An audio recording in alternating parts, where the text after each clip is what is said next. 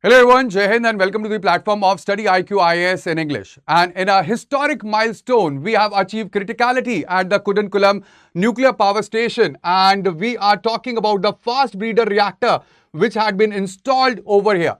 So on 6th and 7th of April 2026, we have attained the criticality at the fast breeder reactor or the prototype fast breeder reactor PFBR, which is located at Kalpakkam in Tamil Nadu. And by criticality, it is meant that there is a self-sustained chain reaction of the nuclear fission that has marked the stage 2 of the India's 3 stages nuclear program. Now, Prime Minister Modi have hailed this historical milestone as a proud moment and has said that this is a defining step in the India's civil nuclear journey ahead. India has become, with this step, the only second country in the world that has the commercial fast breeder reactor after Russia.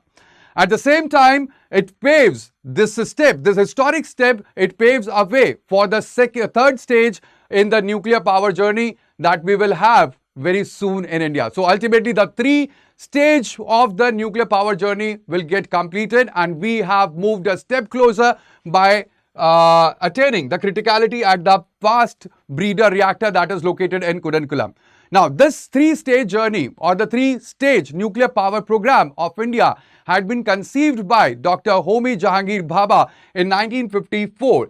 At the same time, the aim at that point of time and even today was to attain the energy independence using thorium-232. And it is very important to note that India has the vast reserve and the maximum reserves of the thorium in the world, and we have about 846,000 tons of the thorium that is present in India. Now, this is the 3-stage program that we have. In the first stage, natural uranium will be used. That will be a fuel for the pressurized heavy water reactors.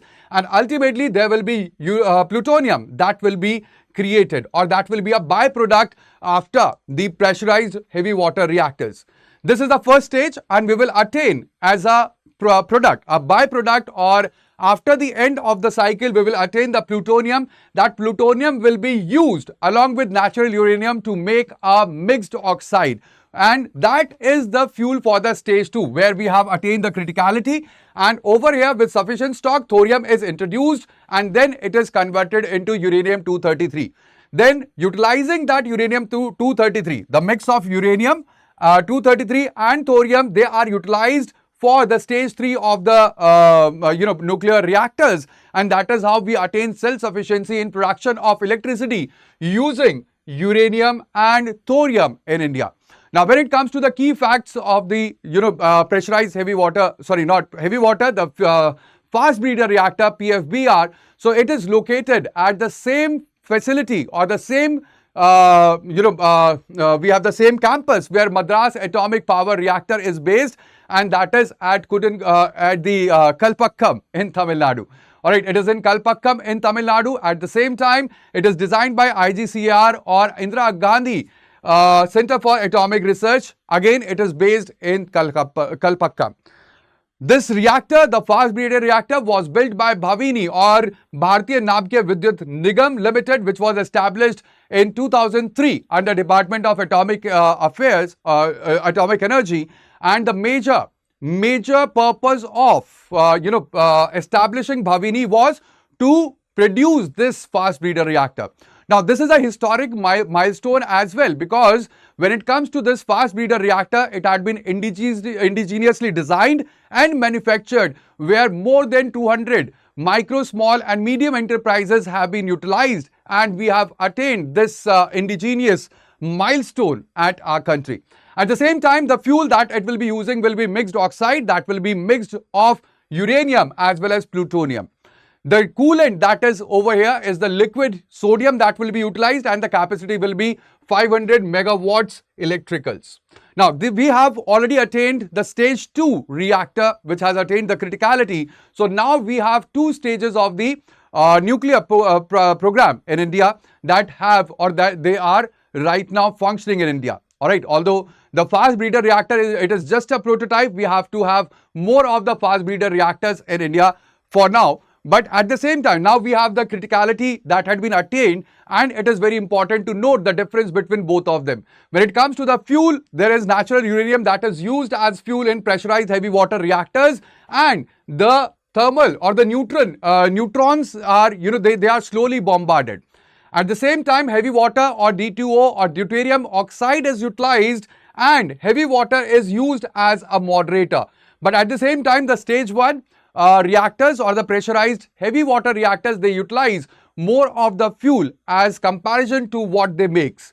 At the same time, when it comes to the fast breeder reactors, they uses mixed oxide, and there are fast neutrons which are bombarded in the complete chambers. At the same time, liquid sodium is utilized as a coolant, and there is no moderator that is required for the fast breeder reactors, and it breeds more fuel than it consumes. And that is why its name fast breeder reactor. Alright, fast because of the fast neutrons, and breeder because it breeds more of the fuel than it consumes.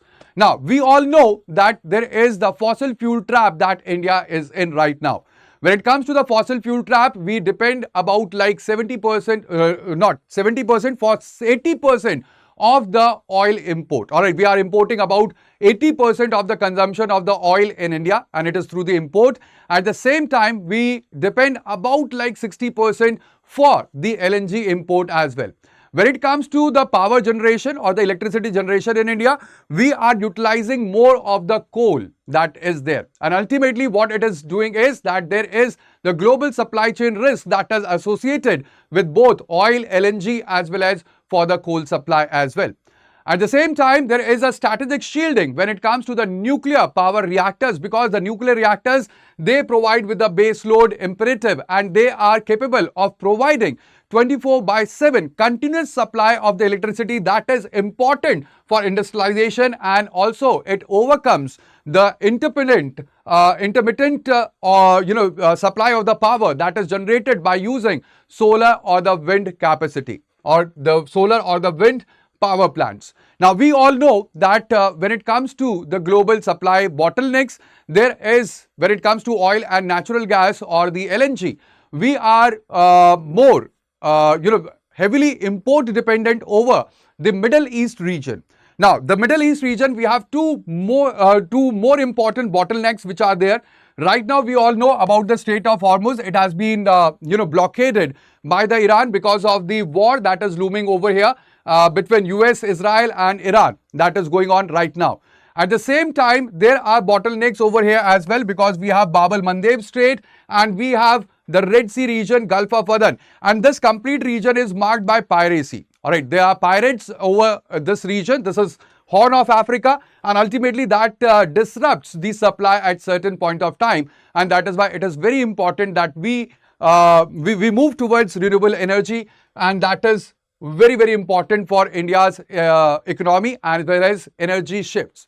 Now, when it comes to the fast breeder reactors, they are very important, because when it comes to the stage 2, where we have attained the criticality that aligns with the plan to ramp up or to enhance the nuclear power generation in India to 100 gigawatts by 2047.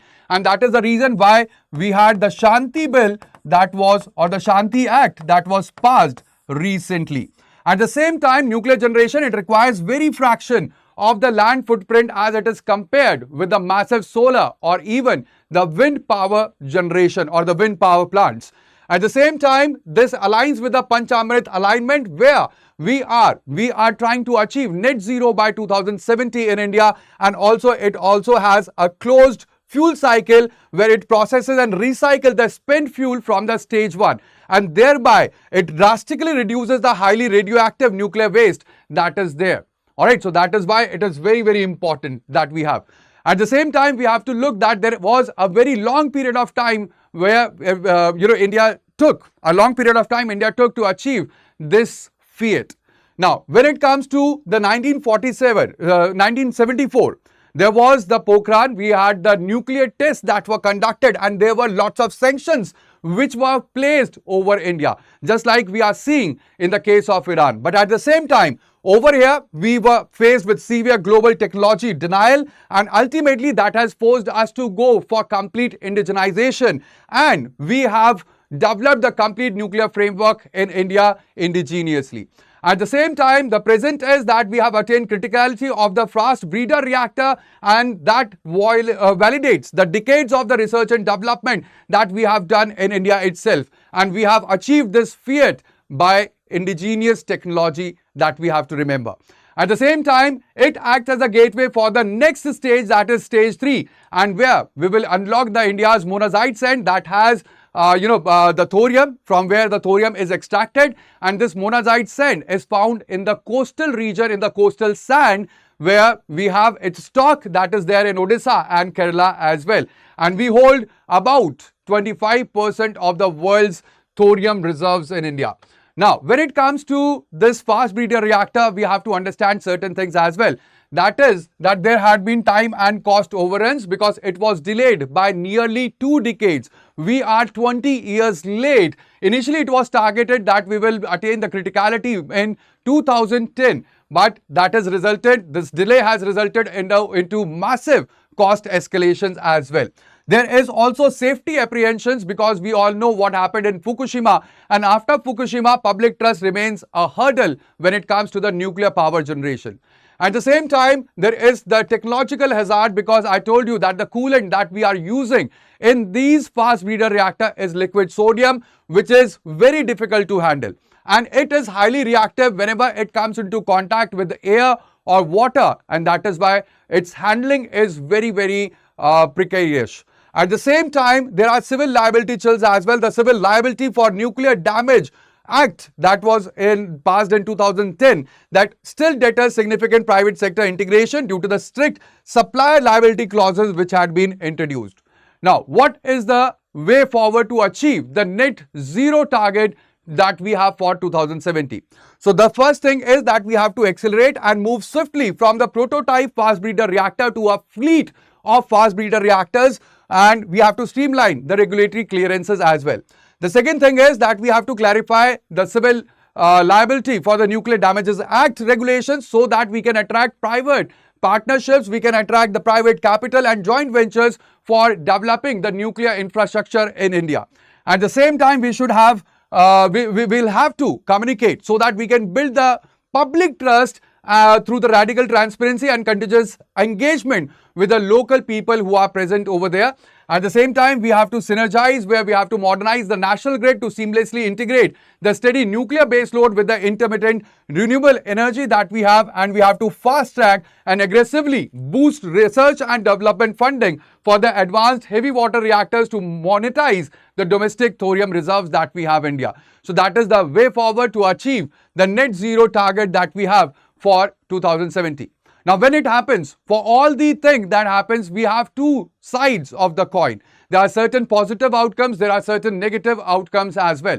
For the positive, it improves the energy security in India and also supports low carbon baseload power.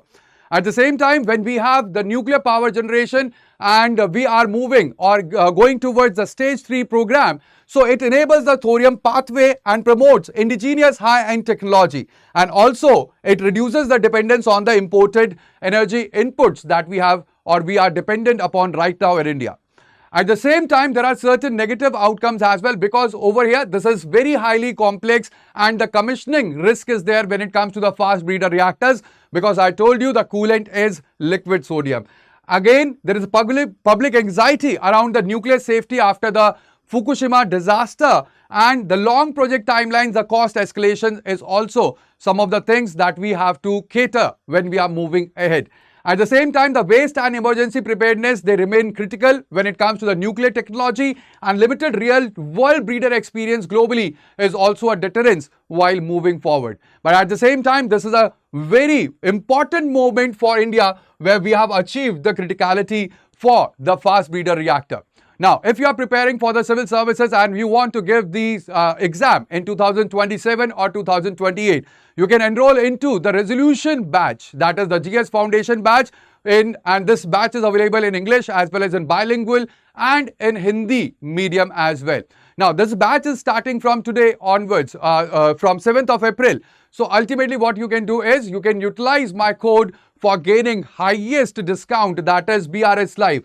Or at the same time, if you are preparing for 2028, again the batch will start from 7th of April. Again, you can use the same code for gaining the maximum discount on the course. Alright, so that would be all. Thank you. Bye-bye. Take care and Jai Hind for joining me on the platform of Study IQ IAS in English. Thank you.